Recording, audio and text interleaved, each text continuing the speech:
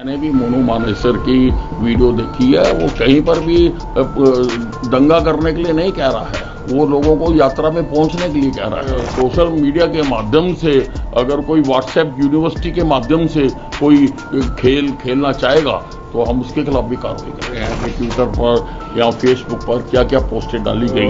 41 FIR हम दर्ज कर चुके हैं और 116 लोग केवल नूह में गिरफ्तार किए। वहां पर पत्थर इकट्ठे किए गए हैं, गोलियां चलाई गई हैं, हथियार इकट्ठे किए गए हैं, लोग इकट्ठे किए गए हैं, तो पर किसने की? हरियाणा के नूह से शुरू हुए सांप्रदायिक तनाव और हिंसा की आग हरियाणा के कई जिलों में फैल गई। नूह के अलावा पलवल, गुरुग्राम, फरीदाबाद जैसे कई जिलों में हिंसा देखने को मिली।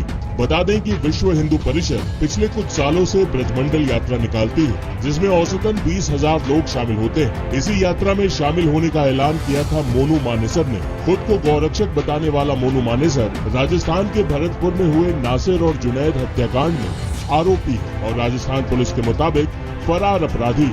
कहा जा रहा है कि मोनू के फेसबुक पोस्ट से ही इस बवाल की शुरुआत हुई। मुस्लिम समुदाय के लोगों ने कहा कि अगर मोनू इस यात्रा में शामिल होगा तो वो विरोध करेंगे। हालांकि मोनू मानेसर इस यात्रा में शामिल नहीं हुआ, लेकिन यात्रा 1 किलोमीटर ही आगे बढ़ी थी कि नूह के खेड़ला गांव में भीड़ ने पथराव और आगजनी शुरू कर दी। शिव मंदिर में लोग छुपे तो मंदिर को भी नुकसान पहुंचाया गया। तरह से नियंत्रण में है।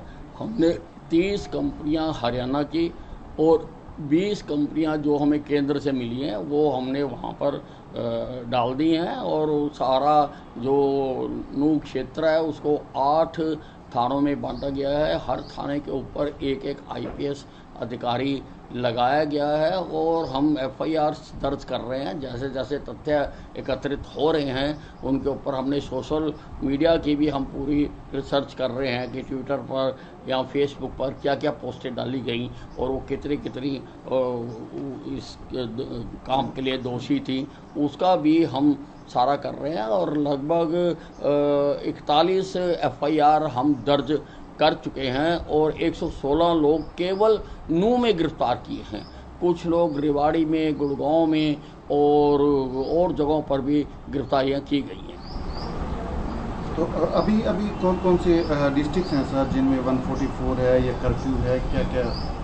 नहीं, कर्फ्यू तो केवल नूह में है, लेकिन बाकी जगह भी हमने 144 लगाई है और वहाँ के डिप्टी कमिश्नर्स को अधिकृत किया है कि स्थिति को देखते हुए अगर वो उसको कन्वर्ट कर्फ्यू में करना चाहें तो कर ले। हमने उनको ऑथराइज किया है। सर इसके पीछे मास्टरमाइंड क्या लग रहा है आपको, कौन होगा? देखिए, ये सारी जब जांच हो जाएगी उसके बाद पता लगेगा। एक चीज़ तो निश्चित तौर पर कही जा सकती है और हर व्यक्ति कह रहा है कि इतना बड़ा बवाल एक दिन में नहीं हो सकता, किसी हादसे से नहीं हो सकता। इसके लिए किसी न किसी ने प्लानिंग की है, किसी न किसी ने लोगों को इकट्ठा किया है।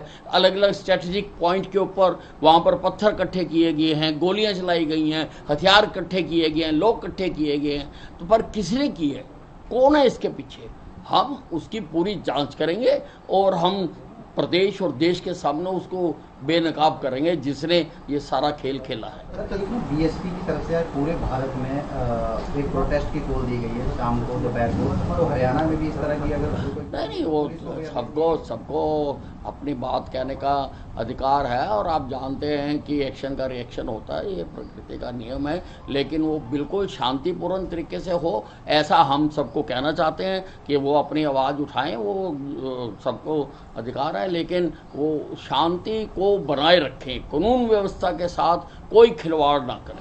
सर कितने इसमें अभी तक कैजुअलिटी कितनी है और जो इंजर्ड हैं क्या वो सारे सेफ हैं? कल तक 5 थे, लेकिन अभी समाचार आया है कि एक और डेथ हो गई है, तो उसका भी हम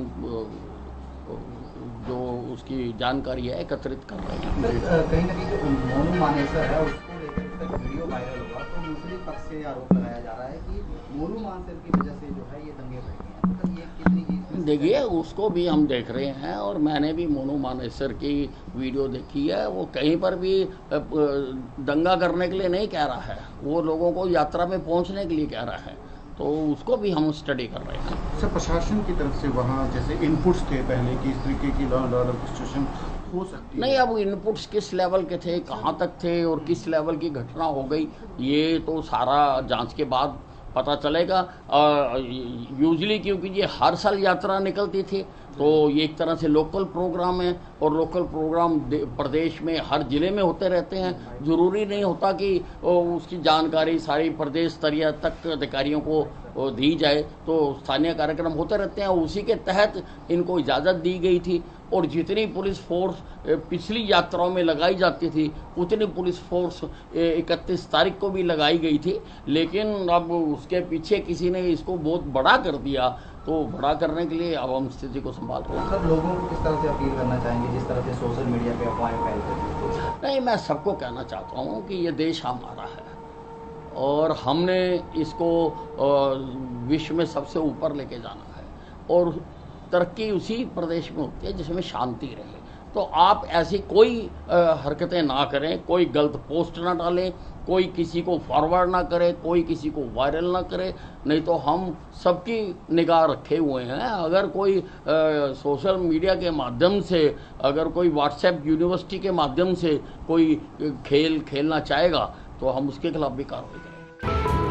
लेकिन जिस पैमाने पर हिंसा हुई है और जितनी तैयारी के साथ, उससे साफ लगता है कि यह अचानक हुई घटना नहीं है, बल्कि सोची समझी साजिश है। हरियाणा के गृह मंत्री अनिल विज का मानना है कि इस दंगे का मास्टरमाइंड मोनू मानेसर नहीं बल्कि कोई और है। मोनू मानेसर न तो यात्रा में शामिल हुआ, न ही उसके लोगों द्वारा हिंसा फैलाई गई। इसलिए हिंसा का जिम्मेदार कौन है, ये बड़ा सवाल है। मामन खान जैसे कुछ नाम सामने आ रहे हैं, जिनके बारे में हम आपको अगले वीडियो में विस्तार से बताएंगे। अगर मान भी लिया जाए कि ये मोनू के प्रतिक्रिया में हिंसा हुई, तो एक मोनू के बदले 2500 लोगों की जान से खिलवाड़ कतई जायज नहीं है। इसलिए सबसे बड़ा सवाल यही है कि नू हिंसा का मास्टरमाइंड मोनू मानेसर नहीं तो कौन है।